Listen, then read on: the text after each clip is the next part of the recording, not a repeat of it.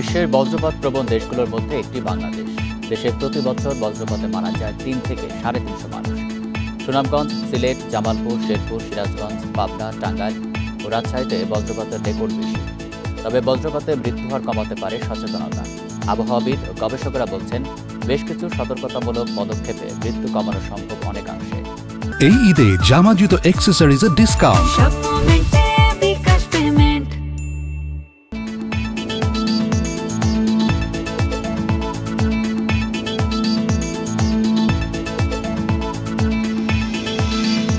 এ নিয়ে প্রতিবেদন থাকছে সংবাদে। স্বাগত সকাল ৯টার বিরুদ্ধে ইন্ডিপেন্ডেন্ট সংবাদে। আপনাদের সাথে আছি আমি আলী আশরাফ। শুরুতেই জানিয়ে দিচ্ছি প্রধান শিরোনাম। বিএনপি ও জামায়াতকে সন্ধ্যায় বৈঠকের আমন্ত্রণ প্রধান উপদেষ্টার। চলমান রাজনৈতিক পরিস্থিতি নিয়ে হতে পারে আলোচনা।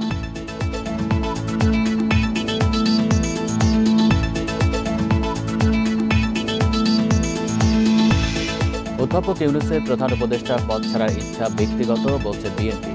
গণতন্ত্রের জন্য সেনাবাহিনীর ভূমিকার প্রশংসা।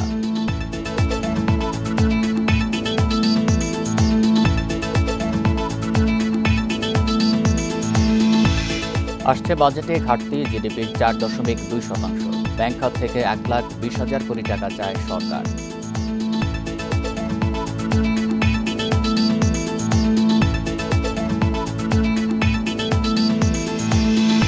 শুনছিলেন প্রধান শিরোনাম। সংবাদে এছাড়াও থাকছে, যাত্রাবাড়িতে বৃক্ষমেলায় ককটেল বিস্ফোরণে ৪ জন আহত। সিসিটিভি ফুটেজে জড়িতদের শনাক্তের চেষ্টা।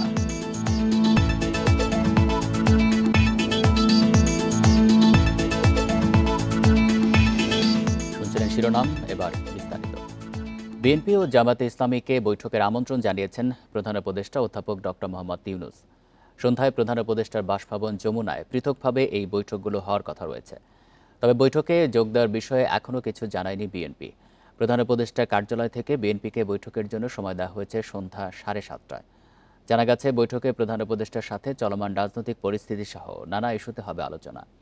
গত 16 এপ্রিল প্রধান উপদেষ্টা অধ্যাপক মোহাম্মদ ইউনূসের সাথে বৈঠক করে বিএনপি মহাসচিব মির্জা ফখরুলের নেতৃত্বে 7 সদস্যের প্রতিনিধি দল। সেদিন নির্বাচন ও সংস্কার নিয়ে হয় আলোচনা। আর গত বৃহস্পতিবার দেশের বর্তমান পরিস্থিতিতে সর্বদলীয় বৈঠক ডাকার জন্য প্রধান উপদেষ্টার প্রতি আহ্বান জানিয়েছিলেন জামায়াতে ইসলামীর আমির শফিকুর রহমান।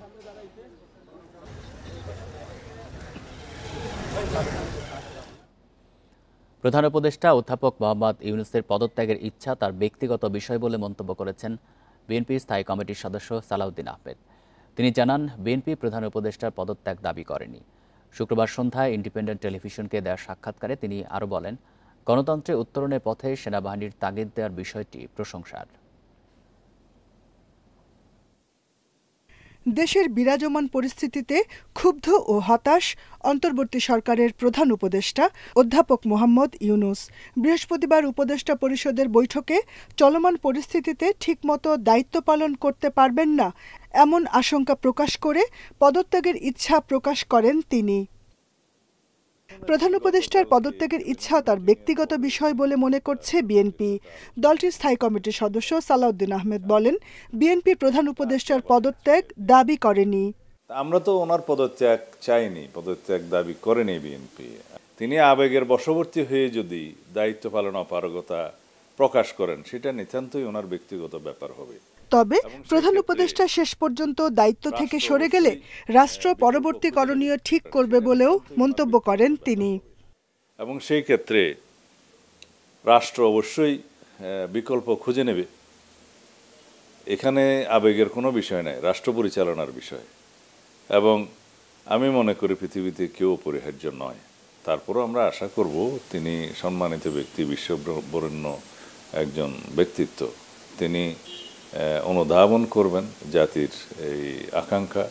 গণতন্ত্রে উত্তরণের পথে সেনাবাহিনীর তাগাদা দেওয়ার বিষয়টি প্রশংসার বলেও মন্তব্য করেন সালাউদ্দিন আহমেদ। আর বাংলাদেশের সেনাবাহিনী যদি গণতন্ত্রের উত্তরণের জন্য বারবার তাগাদা দিতে থাকে, সেটা তো প্রশংসনীয় ব্যাপার, অ্যাপ্রিসিয়েট করা উচিত।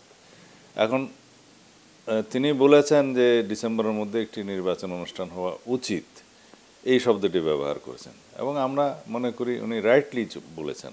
এই বিষয় নিয়ে ওনার সমালোচনা হওয়া উচিত নয়। ডিসেম্বরের মধ্যে নির্বাচন আয়োজনে প্রধান উপদেষ্টা রোডম্যাপ ঘোষণা করবেন বলেও আশা করেন বিএনপির স্থায়ী কমিটির সদস্য সালাউদ্দিন আহমেদ।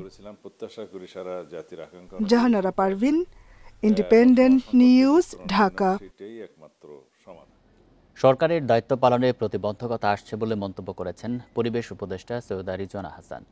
দায়িত্ব পালনে ব্যর্থ হলে নিজ পদে থাকা অপ্রাসঙ্গিক বলেও মত জানান তিনি।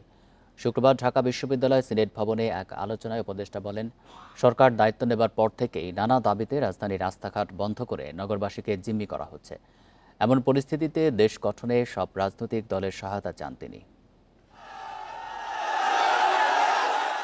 ৮ আগস্ট শপথ নেয়ার পর থেকে অন্তর্বর্তী সরকারের ওপর ছিল দেশবাসীর প্রত্যাশার চাপ। কোনো না কোনো দাবিতেই প্রায় প্রতিদিনই রাজধানীর সড়ক অবরোধ করে চলছে আন্দোলন বিক্ষোভ। এতে চরম ভোগান্তিতে পড়েছে রাজধানীবাসী। এর মাঝেই সংস্কার কমিশন গঠন করেছে সরকার। জুলাই অভ্যুত্থানে নিহতদের বিচার চলছে ট্রাইব্যুনালে। ডিসেম্বর থেকে আগামী বছরের জুনের মধ্যে জাতীয় নির্বাচনের ঘোষণাও দিয়েছেন প্রধান উপদেষ্টা। তবে সরকারি পেশাজীবী শিক্ষার্থী, রাজনৈতিক দলসহ বিভিন্ন গোষ্ঠীর একের পর এক আন্দোলনে বাধাগ্রস্ত হচ্ছে সরকারের কাজ, জানালেন পরিবেশ ও বন উপদেষ্টা। যত রকম দাবি আছে সব দাবি নিয়ে তারা রাস্তায় বসে যাচ্ছে, রাস্তা আটকে দিচ্ছে, একদম ঢাকা শহর অচল হয়ে পড়ছে। সেই অচল অবস্থা নিরসনে আমরা কিছু করতে পারছি কিনা, তো এগুলো আলোচনা করে যেটা আমরা চিন্তা করলাম যে আমাদের এই দায়িত্বটা কিন্তু জাতীয় দায়িত্ব, এবং আমরা তো আগে থেকেই বলছি যে আমরা ক্ষমতা নেইনি, দায়িত্বে আছি। এই দায়িত্বটা পালন করা তখনই আমাদের পক্ষে সম্ভব হবে যখন আমরা সকলের সহযোগিতা পাবো। আমরা যদি আমাদের দায়িত্ব পালন করতে পারি তাহলেই আমাদের দায়িত্বে থাকাটা প্রাসঙ্গিক। যদি দায়িত্ব পালন করতে না পারি, আমাদের যার যার নিজস্ব অনেক কাজ আছে, তাহলে দায়িত্ব পালন করাটা আর প্রাসঙ্গিক থাকলো কিনা। ঢাকা বিশ্ববিদ্যালয়ের সিনেট ভবনে এক আলোচনা সভা শেষে পরিবেশ উপদেষ্টা সাংবাদিকদের জানান, অন্তর্বর্তীকালীন সরকারের ওপর মানুষের প্রত্যাশার চাপ বেশি। তবে প্রধান উপদেষ্টার পদত্যাগের গুঞ্জন নিয়ে স্পষ্ট কোনো জবাব দেননি রিজওয়ানা হাসান। প্রধান উপদেষ্টা যদি কোনো সিদ্ধান্ত নেন কোনো ব্যাপারে, আমি প্রথম থেকেই বলে এসেছি যে উনি একটা সময় দিয়েছেন, ডিসেম্বর থেকে জুনের মধ্যে নির্বাচন হবে। তার একদিনও এদিক সেদিক হওয়ার কোনো সুযোগ আমাদের পক্ষ থেকে নেই। কাজে এগুলো নিয়ে অন্য ধরনের কোনো কথা বলারও কোনো সুযোগ হওয়া উচিত ছিল না, কারণ বারবারই বলা হচ্ছে যে একটা সময়সীমা দিয়ে দেওয়া হয়েছে। জুলজিক্যাল সোসাইটির এই আলোচনা সভায় অলিম্পিয়াড বিজয়ীদের মাঝে পুরস্কার বিতরণ করা হয়। Shahriar Anirban, independent news, Dhaka. দাবি আদায়ে একের পর এক আন্দোলন চললে দেশকে ধ্বংসের হাত থেকে রক্ষা করা যাবে না বলে শঙ্কা জানিয়েছেন হেফাজতে ইসলামের নেতারা। রাজনৈতিক বিষয়ে প্রধান উপদেষ্টা অধ্যাপক ইউনূসকে অভিভাবক এবং সেনাপ্রধান জেনারেল ওয়াকারুজ্জামানকে দেশের স্তম্ভ বলে উল্লেখ করেন তারা। শুক্রবার জুমার নামাজ শেষে জাতীয় মসজিদ বায়তুল মোকাররমের উত্তর গেটে এক সমাবেশে হেফাজতে ইসলামের যুগ্ম মহাসচিব মামুনুল হক বলেন, রাজনৈতিক দলের নেতা ও ছাত্র নেতাদের মাঝে অযথা কোনো বাকবিতণ্ডার প্রয়োজন নেই। ব্যক্তিগত মান অভিমানের কারণে দেশের জনগণের স্বপ্ন যেন ফিকে না হয়, সে বিষয়ে সতর্ক থাকতে হবে। সমাবেশে নারী বিষয়ক সংস্কার কমিশন বাতিল, শাপলা ও জুলাই সহ সকল হত্যাকাণ্ডের বিচার, হেফাজত নেতাকর্মীদের বিরুদ্ধে দায়ের করা মামলা প্রত্যাহার এবং ফিলিস্তিন ও ভারতে মুসলিমদের ওপর গণহত্যা বন্ধের দাবি করেন হেফাজত নেতারা।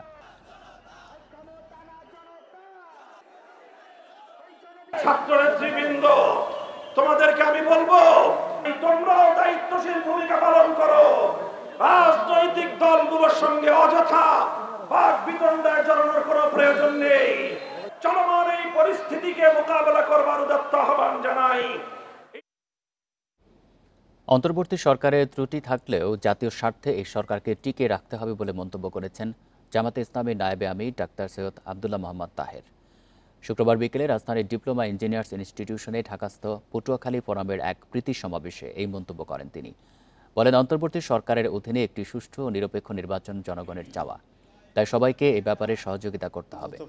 নির্বাচনের সুস্পষ্ট রোডম্যাপ ঘোষণার দাবি জানিয়ে তিনি আরও বলেন, রাজনৈতিক দলগুলোর বিশ্বাসে ঘাটতি দেখা যাচ্ছে। নির্বাচন ও সংস্কারের রোডম্যাপ ঘোষণা করলে সন্দেহ কেটে যাবে। এ সময় জামাত নেতা শফিকুল ইসলাম মাসুদ বলেন, প্রধান উপদেষ্টার পদত্যাগ করতে চাওয়া উদ্বেগের বিষয়, এর দায় প্রশাসনের পাশাপাশি রাজনৈতিক দলগুলোকেও নিতে হবে বলেও মন্তব্য করেন তিনি। জাতিকে অধ্যাপক ইউনূসের নেতৃত্বেই যে ইন্টারিম গভর্নমেন্ট আছে সেই গভর্নমেন্টকে টিকে রাখতে হবে। বিচার, সংস্কার ও নির্বাচনের সুস্পষ্ট রোডম্যাপ ঘোষণা দিলে রাজনৈতিক অস্থিরতা কাটতে পারে। এই আশা গণসংহতি আন্দোলনের প্রধান সমন্বয়কারী জোনায়েদ সাকির। শুক্রবার সকালে জাতীয় প্রেস ক্লাবের সামনে গার্মেন্টস শ্রমিক সংহতির সমাবেশে কথা বলেন তিনি। জোনায়েদ সাকির বলেন, পরস্পর বিরোধী অবস্থানের কারণে ফ্যাসিবাদীরা সুবিধা পাবে। ঐক্য কোনোভাবেই নষ্ট হতে দেওয়া যাবে না। একই সঙ্গে উল্লেখ করেন, কোনো নির্দিষ্ট দলের পক্ষপাতিত্ব করা সরকারের কাজ নয়। গণতান্ত্রিক বাংলাদেশ বিনির্মাণে সরকারকে ন্যূনতম ঐক্য বজায় রাখতে হবে। এর আগে শ্রম সংস্কার কমিশনের সুপারিশ বাস্তবায়নের দাবি জানান বক্তারা।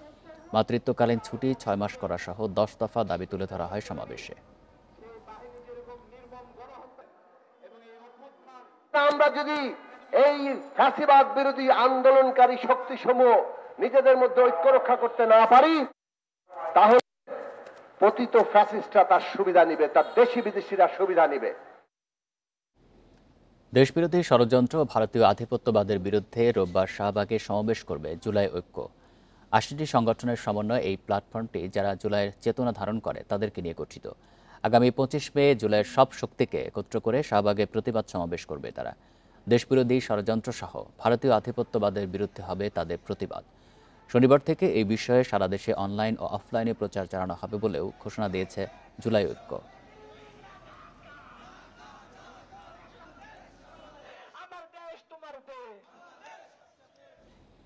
একতা বিনষ্টের ষড়যন্ত্রের প্রতিবাদে চট্টগ্রামে বিক্ষোভ মিছিল সমাবেশ করেছে জুলাই ঐক্য পরিষদ। এ সময় দ্রুত জুলাই সনদ ঘোষণার দাবি জানান তারা। এর আগে জুমার নামাজ শেষে নগরীর আন্দরকিল্লা শাহী জামে মসজিদ প্রাঙ্গণে জড়ো হন জুলাই ঐক্য পরিষদের নেতাকর্মীরা। এরপর শুরু হয় মিছিল। মিছিলটি বিভিন্ন সড়ক ঘুরে প্রেস ক্লাবে গিয়ে শেষ হয়। সেখানে সমাবেশে বক্তারা বলেন, জুলাই গণ অভ্যুত্থানে ঐক্য বিনষ্টে দেশ ও দেশের বাইরে ষড়যন্ত্র হচ্ছে। যারা ষড়যন্ত্র করে জুলাই ঐক্যকে বিনষ্ট করতে চাইছে তাদের এদেশে স্থান হবে না বলে হুঁশিয়ারি দেন বক্তারা। জুলাই ঐক্য বিনষ্টকারীদের শাস্তির আওতায় আনার পাশাপাশি দ্রুত জুলাই ঘোষণাপত্র প্রকাশের দাবি জানান তারা।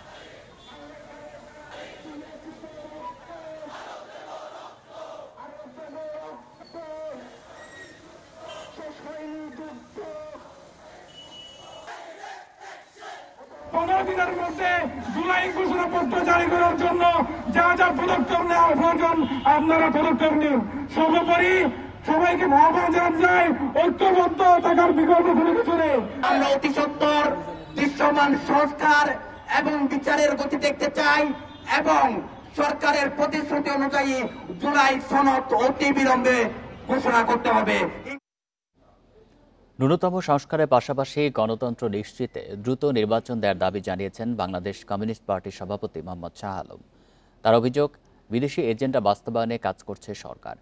শুক্রবার বিকেলে রাজধানীর পুরানা পল্টনে এক সমাবেশে এসব কথা বলেন তিনি। দাবি করেন, মানবিক করিডোরের নামে বাংলাদেশকে সাম্রাজ্যবাদী যুদ্ধে জড়ানোর চক্রান্ত চলছে।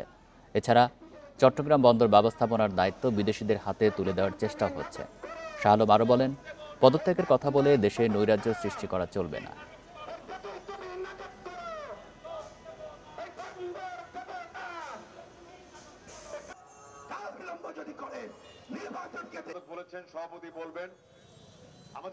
দেশ জগত যারাই বলতে চাচ্ছে তাদেরকে আওয়ামী লীগের দোষর এই ট্যাগ লাগানো দিয়ে দেওয়া হচ্ছে। নির্বাচিত সরকার না আসলে দেশের মানুষের জানমালে রক্ষা করা সম্ভব না। নির্বাচিত সরকার না আসলে দেশে বিনিয়োগ হবে না। নির্বাচিত সরকার না আসলে আজকে দেশে অস্থিরতা নৈরাজ্য বন্ধ হবে না। তাই অবিলম্বে নির্বাচন দিয়ে আপনি বিদায় হন। দেশে প্রতি বছর বজ্রপাতে মারা যায় 3 থেকে 350 মানুষ। তবে বজ্রপাতে মৃত্যুহার কমাতে পারে সচেতনতা। আবহাওয়াবিদ ও গবেষকরা বলছেন, বেশ কিছু সতর্কতামূলক পদক্ষেপে মৃত্যু কমানো সম্ভব অনেকাংশে।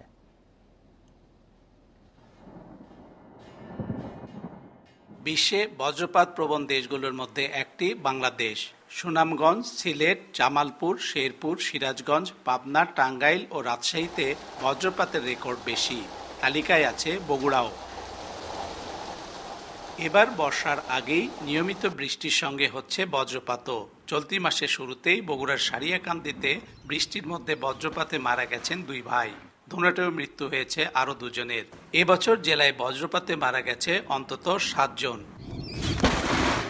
তথ্য উপাত্ত থেকে দেখা যায়, বজ্রপাতে হতাহতের বেশিরভাগই কৃষক ও জেলে। আবহাওয়াবিদরা বলছেন, সতর্ক হলেই মৃত্যুর হার কমতে পারে 70 থেকে 90% পর্যন্ত। কারণ মাঠে যেখানে কাজ করে, ধানের ক্ষেতে কাজ করে, তার হাইটটাই বেশি এবং তাকে টার্গেট বেশি করে। এবং আমরা দেখছি যে সবচেয়ে বেশি মারা হচ্ছে কৃষক ভাইরাই। এই জন্য কৃষক ভাইদের বলবো, যখন এই ধরনের আকাশে কালো মেঘ দেখবে, যেহেতু এই মেঘটা খুব স্বল্প সময় থাকে, আধা ঘন্টা থেকে সর্বোচ্চ 1 ঘন্টার মধ্যে থাকে, এই সময় তারা মাঠে কাজ করবে না। সেখানে কাছে যে যাত্রী ছাউনি রয়েছে সেখানে যে আশ্রয় নেবে। বজ্রপাতে হতাহত কমাতে বগুড়ায় সরকারি বেসরকারি উদ্যোগে অর্ধশত বজ্রপাত নিরোধক দণ্ড বসানো হয়েছে। এছাড়া স্থানীয় সরকার মন্ত্রণালয়ের উদ্যোগে চরে এ ধরনের দণ্ড বসানোর কাজ চলছে। আমরা যে বজ্রপাত নিরোধক ডিভাইসটি স্থাপন করেছি, এটার এরিয়া হচ্ছে, যদি বসতি হয় তাহলে 1 কিলোমিটার পর্যন্ত, আর যদি খোলা মাঠে হয় তাহলে 1.5 থেকে 2 কিলোমিটার কাভারেজ দিয়ে থাকে। বিদেশি একটি প্রতিষ্ঠানের প্রতিবেদনে বলা হয়েছে, বাংলাদেশে বছরে প্রতি বর্গ কিলোমিটার এলাকায় বজ্রপাত হয় গড়ে 50টি। Hasibur Rahman, independent news, Bogura. আগামী 4 দিন ঢাকাসহ বিভিন্ন জেলায় বৃষ্টির পূর্বাভাস দিয়েছে আবহাওয়া অফিস। চট্টগ্রাম সহ দেশের 13 জেলায় বজ্রবৃষ্টির শঙ্কা রয়েছে। এসব এলাকার দক্ষিণ পূর্ব দিক দিয়ে ঘন্টায় 45 থেকে 60 কিলোমিটার বেগে ঝোড়ো হাওয়া বয়ে যাওয়ার কথা জানিয়েছে আবহাওয়া অফিস। নদীবন্দরসমূহে জারি রয়েছে 1 নম্বর সতর্ক সংকেত।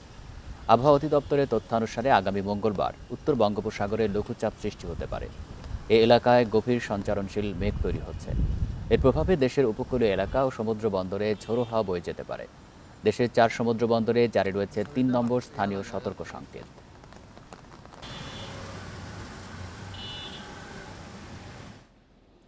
রাজধানীর যাত্রাবাড়ি পার্কের পাশে বৃক্ষ মেলায় ককটেল বিস্ফোরণে 4 জন আহত হয়েছে। তাদের মধ্যে গুরুতর আহত মোহাম্মদ জুয়েল নামে একজনকে ঢাকা মেডিকেল কলেজ হাসপাতালে ভর্তি করা হয়েছে। শুক্রবার রাত 11:15টার দিকে এই ঘটনা ঘটে। বিস্ফোরণে আহত বাকি 3 জন প্রাথমিক চিকিৎসার পর বাড়ি ফিরে গেছেন। স্থানীয়রা জানায়, যাত্রাবাড়ি পার্কের পাশে কয়েকদিন ধরে চলা বৃক্ষ মেলায় হঠাৎ ককটেল বিস্ফোরণ হয়।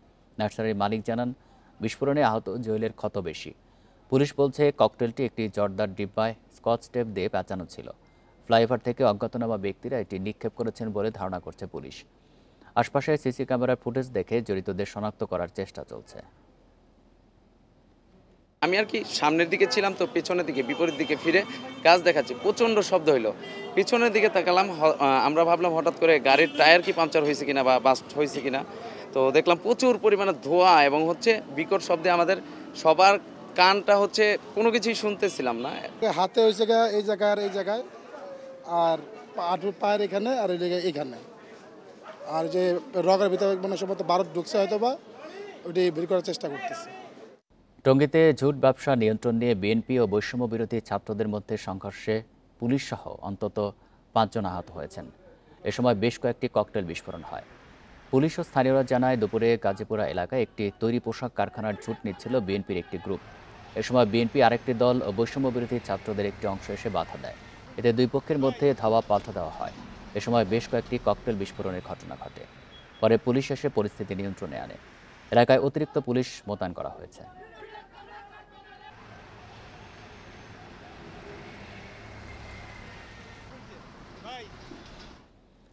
চট্টগ্রামে 2 গ্রুপের গোলাগুলিতে শীর্ষ সন্ত্রাসী সাজ্জাদের সহযোগী ঢাকায় আকবর সহ 2 জন গুলিবিদ্ধ হয়েছেন।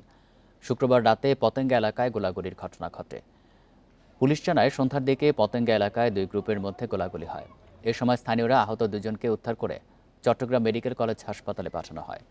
এই ঘটনায় এখনও পর্যন্ত কাউকে আটক করা যায়নি। জড়িতদের ধরতে অভিযান চলছে। হাসপাতাল কর্তৃপক্ষ জানায়, আকবরের বুকে ও জান্নাতুল বাকির পেটে গুলি লেগেছে। এর মধ্যে আকবরের অবস্থা আশঙ্কাজনক।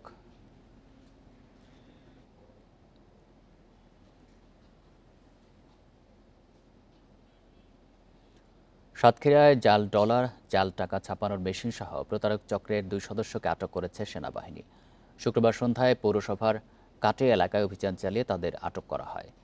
আটককৃতরা হলেন শ্যামনগর উপজেলার পূর্ব বিরালক্ষী গ্রামের জুরকান নাইম সানা ও উত্তর আটুরিয়া গ্রামের রাসেল গাজী। সদর আর্মি ক্যাম্পের কমান্ডার মেজর মুশফিক আহমেদ জানান, কাটিয়া এলাকায় একটি বাড়ি ভাড়া নিয়ে বিভিন্ন দেশের ডলার ও টাকা ছাপিয়ে মানুষের সাথে প্রতারণা করছিল প্রতারক চক্রটি। গোপন সংবাদের ভিত্তিতে বাড়িতে অভিযান চালায় তাদের আটক করা হয়। এ সময় একটি কালার প্রিন্টার, একটি ল্যাপটপ, 3টি স্মার্টফোন, নগদ 52,000 টাকা ও অন্যান্য মালামাল জব্দ করা হয়। আটককৃতদের সদর থানায় হস্তান্তর করা হয়েছে।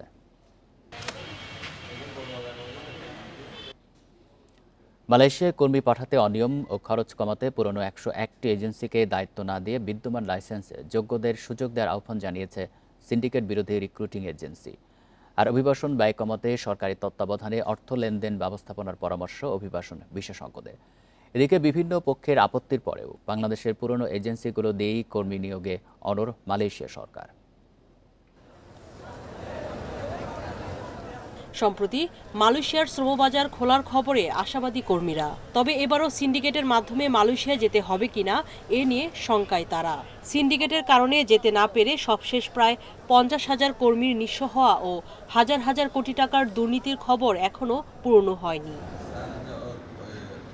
চলতি মাসে মালয়েশিয়ায় বাংলাদেশের প্রতিনিধি দলের সফর শেষে 22 ও 23 মে ঢাকায় হয়ে যাওয়া যৌথ কারিগরি কমিটির বৈঠক থেকে আনুষ্ঠানিক কোনো তথ্য না জানালেও সিন্ডিকেট থাকার আভাস মিলেছে মন্ত্রণালয়ের তথ্যে। বৃহস্পতিবার যৌথ কারিগরি কমিটির বৈঠকে মূল আলোচনা হয় মালয়েশিয়া বাংলাদেশের বিদ্যমান সমঝোতা স্মারকের জটিলতা নিরসন নিয়ে। তবে বাংলাদেশের পক্ষ থেকে একাধিকবার বলা হলেও নির্দিষ্ট কিছু সংখ্যক এজেন্সি দিয়েই কর্মী নিতে চায় মালয়েশিয়া। অভিবাসন ব্যয় বৃদ্ধি এটা বলার আর অপেক্ষা রাখে না, এবং দুবার এটা প্রমাণিত হয়েছে অলরেডি। আমরা বলেছিলাম যে বিএমইটির একটা ডাটা ব্যাংক করে এবং ওয়ার্কাররা ব্যাংকের মাধ্যমে টাকা পরিশোধ করে, এরকম একটা সিস্টেম করে এবং মালয়েশিয়াটাকে একটা পাইলট বেসিসে তারা করতে পারে। সিন্ডিকেটে মূল অসুবিধা অভিবাসন ব্যয়।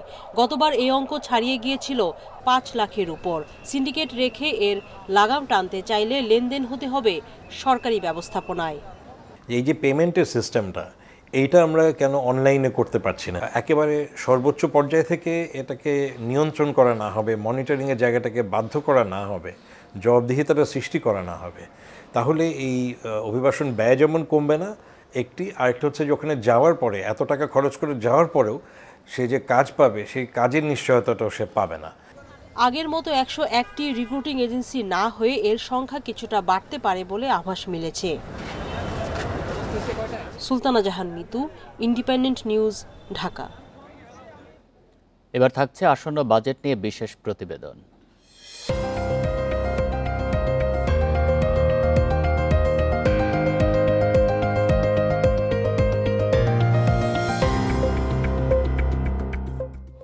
আগামী অর্থ বছরে বাজেট ঘাটতি জিডিপির 4.2% রাখা হতে পারে। এই ঘাটতি পূরণে দেশি বিদেশি উৎস থেকে ঋণ নেওয়া হবে। এবার ব্যাংক থেকে ঋণের লক্ষ্যমাত্রা ধরা হচ্ছে সর্বোচ্চ 1,20,000 কোটি টাকা, যা চলতি অর্থ বছরের তুলনায় কিছুটা কম।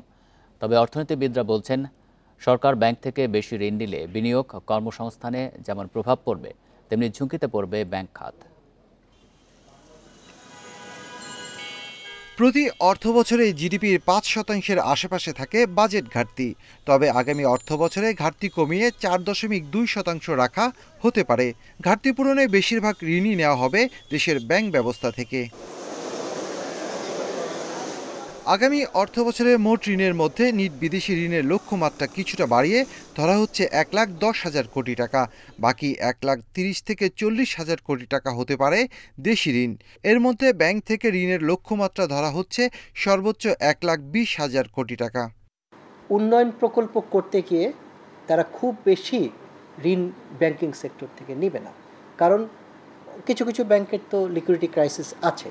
অর্থাৎ সেখানে যদি সরকার যদি আবার তাদের পূর্বের বছরের তুলনায় অধিক পরিমাণে ঋণ নিতে থাকে, তবে প্রাইভেট সেক্টরে আবার ঋণ প্রাপ্তির সুযোগটা স্কুইজ হয়ে আসবে।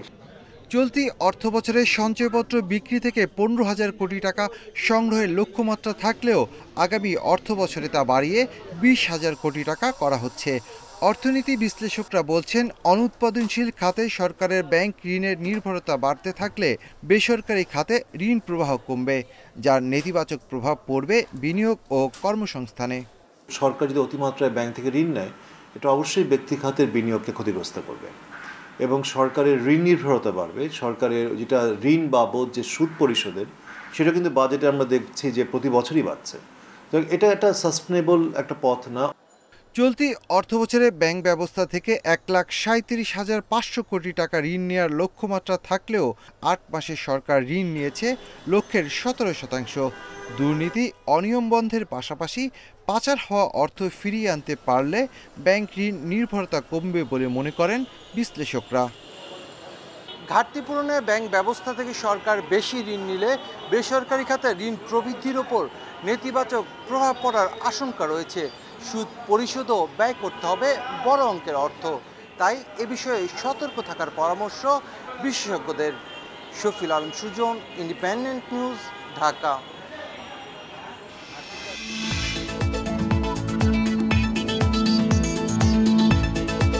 এবার কোরবানির বড় চমক, নাটোরে 25 মণ ওজনের বাচ্চা। গরুটির দাম চাওয়া হচ্ছে 12 লাখ টাকা। তবে দাম নিয়ে আলোচনার সুযোগ রয়েছে। নোয়াখালীতে আলোচনার কেন্দ্রবিন্দু হোলস্টাইন ফ্রিজিয়ান জাতের ষাঁড় তুফান। 24 মণ ওজনের তুফানের প্রতি মাসের খাবার খরচ 65,000 টাকা।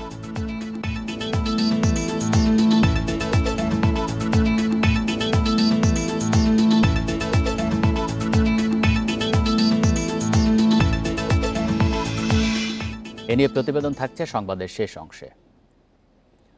কমিশন বৃদ্ধিসহ 10 দাবিতে রোববার সকাল 6টা থেকে 8 ঘণ্টা পেট্রোল পাম্প বন্ধ, ডিপো থেকে তেল উত্তোলন ও পরিবহন বন্ধের ঘোষণা দিয়েছে জ্বালানি তেল পরিবেশকরা। বাংলাদেশ পেট্রোল পাম্প ও ট্যাঙ্কলরি মালিক ঐক্য পরিষদ এই ঘোষণা দেন। বিজ্ঞপ্তিতে জানানো হয়, শনিবারের মধ্যে তেল বিক্রির কমিশন ন্যূনতম 7% করা, ট্যাঙ্কলরি চালকদের লাইসেন্স নবায়ন ও নতুন লাইসেন্স সহজসহ 10 দফা দাবি পূরণের আহ্বান জানানো হয়। দাবি পূরণ না হলে রোববার সকাল 6টা থেকে দুপুর 2টা পর্যন্ত পেট্রোল পাম্প বন্ধ, ডিপো থেকে তেল উত্তোলন ও পরিবহন বন্ধের ঘোষণা দেন তারা।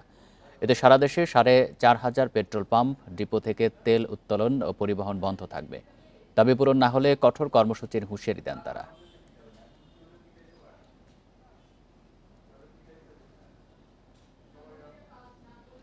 জাতীয় কবি কাজী নজরুল ইসলামের 126তম জন্মবার্ষিকীর অনুষ্ঠান এবার কুমিল্লার মুরাদনগরের দৌলতপুরে অনুষ্ঠিত হচ্ছে। নার্গিস নজরুলের স্মৃতি বিজড়িত দৌলতপুরে চলছে শেষ মুহূর্তের প্রস্তুতি। জাঁকজমকপূর্ণভাবে কবির জন্মবার্ষিকী উদযাপনে আয়োজন চলছে ময়মনসিংহেও। 3 দিনব্যাপী আলোচনা সভা, সাংস্কৃতিক অনুষ্ঠান ছাড়াও থাকবে গ্রামীণ মেলা। 24-এর গণ অভ্যুত্থান, কাজী নজরুলের উত্তরাধিকার নামে কুমিল্লায় জাতীয় কবির 126তম জন্মদিন উদযাপনের আয়োজন চলছে। এর মধ্যে জেলা প্রশাসন ও নজরুল ইনস্টিটিউটের আয়োজনে সম্পন্ন হয়েছে চিত্রাঙ্কন, নাচ গান ও আবৃত্তি প্রতিযোগিতা। উৎসব উপলক্ষে জেলা শিল্পকলা একাডেমি প্রাঙ্গণ প্রস্তুত করা হয়েছে। এছাড়া নানা অনুষ্ঠানের জন্য সাজানো হয়েছে কবির স্মৃতি বিজড়িত মুরাদনগর উপজেলার দৌলতপুর। 25 মে এবং 27 মে অনুষ্ঠান কুমিল্লা জেলা শিল্পকলা একাডেমিতে অনুষ্ঠিত হবে এবং 26 তারিখের অনুষ্ঠানটি আমাদের কুমিল্লা জেলার মুরাদনগর উপজেলার দৌলতপুরে অনুষ্ঠিত হতে যাচ্ছে। দিবসটি উদযাপন উপলক্ষে কবির বাল্যস্মৃতি বিজড়িত ময়মনসিংহে ত্রিশালেও নানা কর্মসূচি হাতে নিয়েছে স্থানীয় প্রশাসন। চলছে শেষ মুহূর্তে প্রস্তুতি।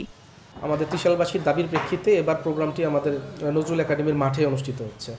এখানে আমাদের বিশাল প্যান্ডেল হচ্ছে, জাতীয় পর্যায়ের সাথে মিল রেখে এবং প্রায় সমান আনুষ্ঠানিকতার মাধ্যমে আমাদের এই অনুষ্ঠানটি অনুষ্ঠিত হবে। কবির জন্মবার্ষিকী উপলক্ষে প্রতিবারের মতো এবারও মেলার আয়োজন রয়েছে। এর মধ্যে দেশের বিভিন্ন প্রান্ত থেকে এসেছেন ব্যবসায়ীরা। 4 থেকে 5 বছর ধরে আমি এখানে আসি। মেলা আসলে পরে বেচা কিনা মোটামুটি ভালোই হয়। 3টা গেট আছে, 3টা গেটে আমরা সার্বক্ষণিক সিসি ক্যামেরার ব্যবস্থা করব। এবার 25 মে থেকে 27 মে পর্যন্ত চলবে জন্মবার্ষিকীর অনুষ্ঠান। রেশমি নন্দী, ইন্ডিপেন্ডেন্ট নিউজ। কক্সবাজার সমুদ্র সৈকতে ভেসে এলো বিরল প্রজাতির ডলফিন। বিকেলে ইনানি সৈকতের পাথরে আটকা পড়ে ডলফিনটি। ধারণা করা হচ্ছে 10 ফুট দৈর্ঘ্যের ডলফিনটি ইরাবতী প্রজাতির। কক্সবাজার দক্ষিণ বন বিভাগের ইনানির রেঞ্জ কর্মকর্তা ফিরোজ আল আমিন জানান, বিকেলে সৈকতের পাথরে ডলফিনটি আটকে পড়ে থাকতে দেখেন পর্যটকেরা। পরে বীজ কর্মী সহ স্থানীয় ব্যবসায়ীরা ডলফিনটিকে উদ্ধার করে। ডলফিনের পেটে ও মাথায় আঘাতের চিহ্ন রয়েছে। পরে আহত ডলফিনটিকে প্রাথমিক চিকিৎসা দিয়ে সন্ধ্যার দিকে সাগরে ছেড়ে দেওয়া হয়। এর আগে ফেব্রুয়ারি মাসে হিমছড়ি, ইনানি ও সোনারপাড়া সৈকতে 4টি মৃত ডলফিন ভেসে এসেছিল।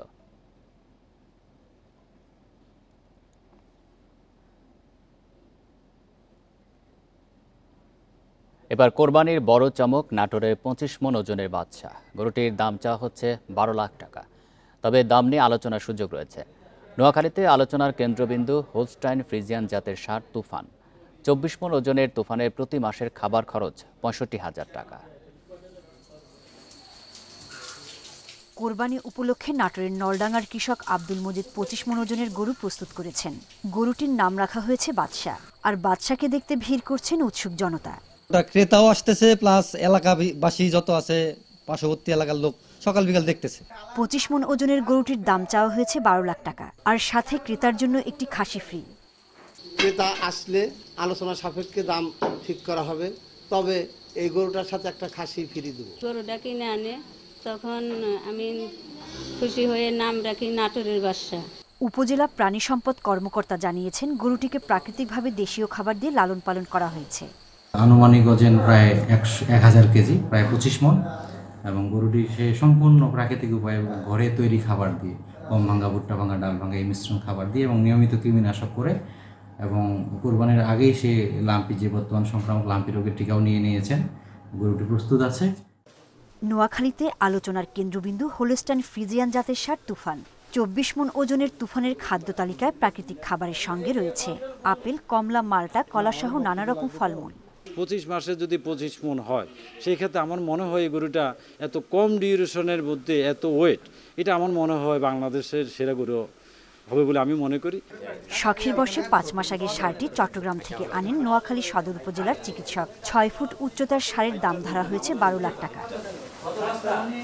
সোহেলি জাহান, ইন্ডিপেন্ডেন্ট নিউজ। এই ছিল এখনকার সংবাদে। ইন্ডিপেন্ডেন্ট টেলিভিশনের সব খবরের আরো বিস্তারিত জানতে চোখ রাখুন ফেসবুক, ইউটিউব এবং এক্সে। ধন্যবাদ সবাইকে।